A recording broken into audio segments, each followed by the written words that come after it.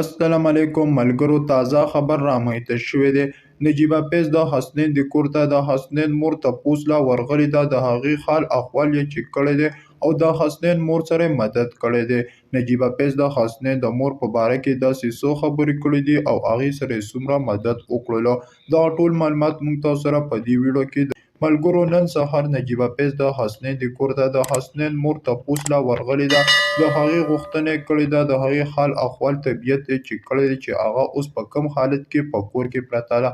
نو چې نجیبه پیز د حسنین د کور ته ورغلې ده نو الحمدلله هغې ویلي دي چې د حسنین د مور طبیعت اوس ښه دی. هغې ته د حفاظت ضرورت دی چې هغه په خپله ځان له حفاظت وکړي او ځان له دې په ټیم باندې دوايانې خوري.